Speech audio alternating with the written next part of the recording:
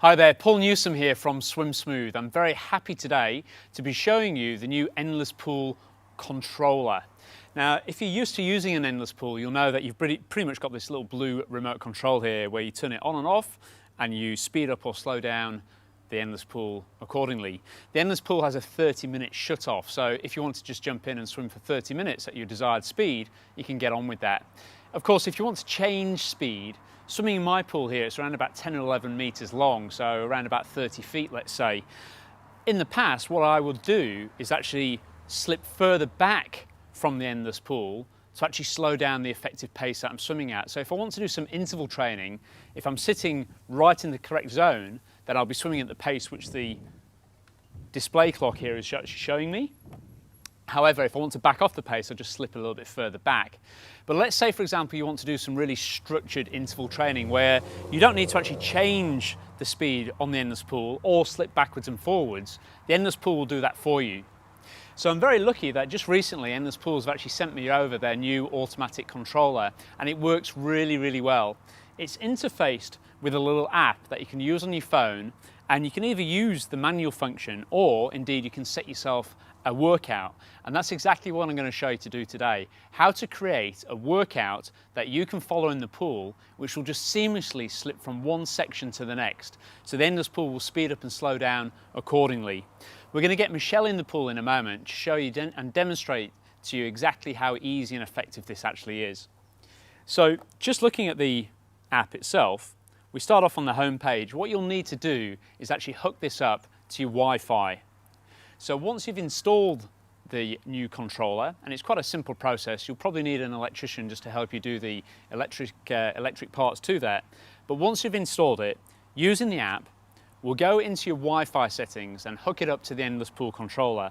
In my case, what that looks like is EP controller 90DD6C. So you'll see it pop up immediately. Connect to that and then go into the app, which is called Fit at Home. But if you just search on your app store for endless pools, that'll pop up there. And the first option you've got is to just go to the manual control, and I'll show you how easy that is. Looking at our display here, I've actually got this pre-programmed in to a pace of 1 minute 14 per 100. If I click play just now, the endless pool starts up right away. You can probably just make out on this display screen here, 1 minute 14 per 100. Let's say I want to dial it down to 140 per 100. You can see it's pretty quick to respond to that, and you can probably hear with the sound of the audio there just changing as well. Now with the pause button, I can turn it off. But of course, using it in this way is really quite similar to using the remote control in that you have to manually adjust it yourself. But where this gets really quite groovy is if you go into the workout section, create a new workout, let's call this Michelle's session, and we'll save that. What I love about this app is how intuitive it is. So once we've created the name, let's go to edit, and we've got a couple of options here.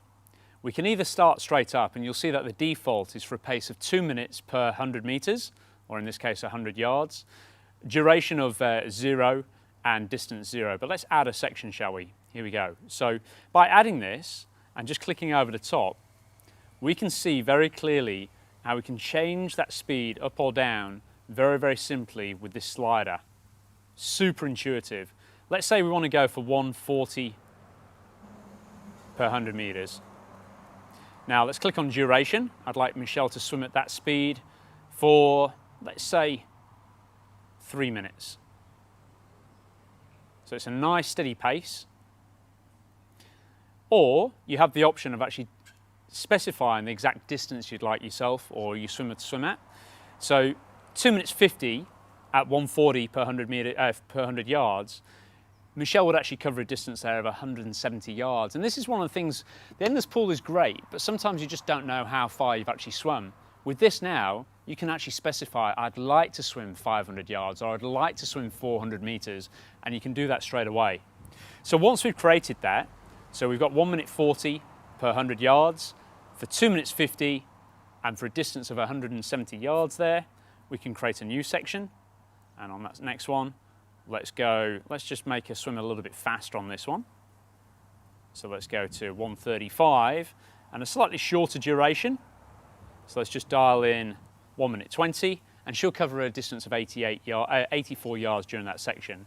And let's just add in one more section here. Let's take it back to 140, and we'll go for a duration of 2 minutes this time. There we go. Perfect. And she'll cover 121 yards during that section. Now, I can reorder that as well. So like I say, the interface here is super simple. The guys at Endless Pools have really thought out how to make this app super easy to use. So just using the toggle buttons on the right-hand side here, we can move these sections up or down as we choose to do so, just by dragging and drifting up and down there. Okay, now, this is what will happen then. I'll press start. It loads the workout. It starts up very, very quickly indeed. If I'm the coach on the pool deck, I can see here that we've got a duration, and that's counting down. Michelle now has 1 minute 50 left to swim.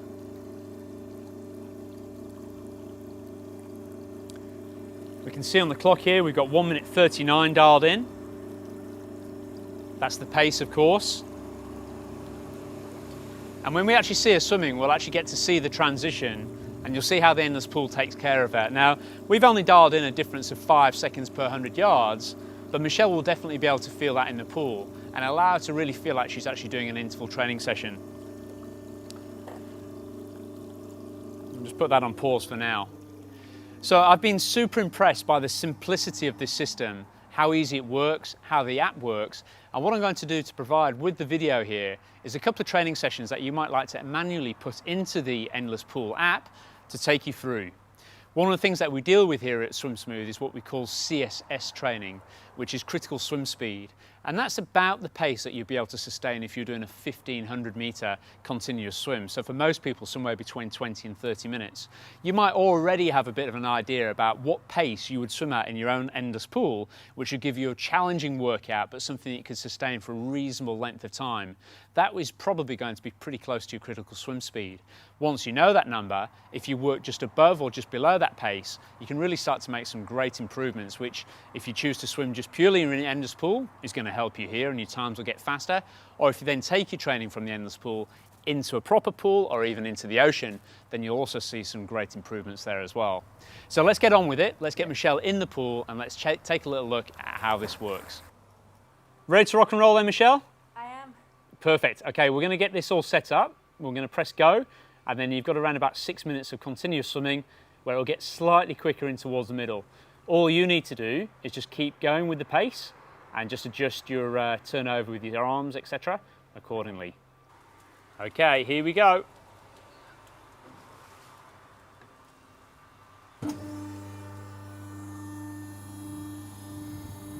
So we're starting off at a pace of 140 per 100 meters.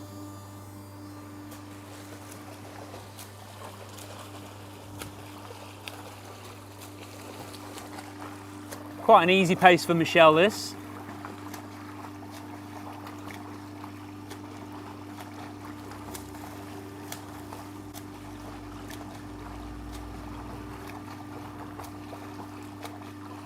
Looking nice and smooth.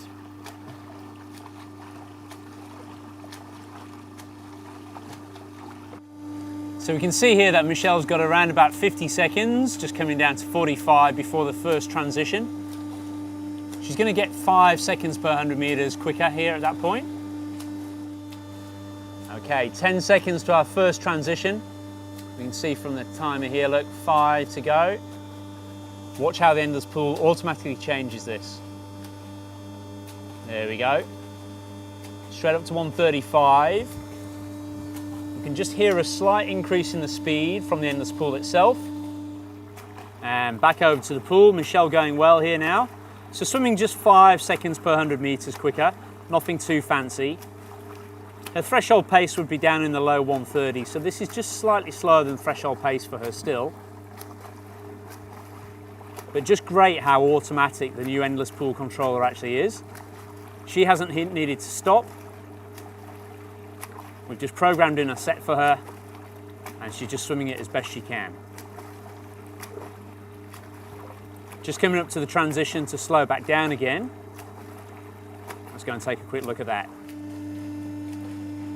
And there we go. Just slowed back down now to 140 per 100. 152 remaining of her workout.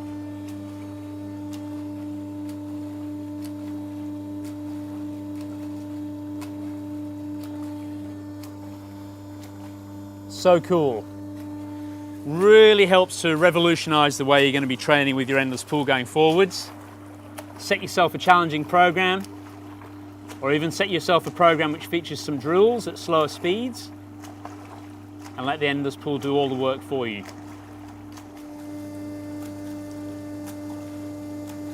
Okay, Michelle's into the last 30 seconds of her workout now. Let's go and see how she felt.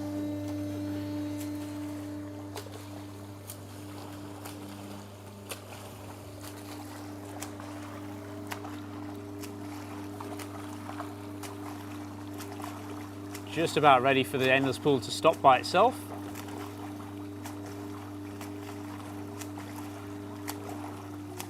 There we go.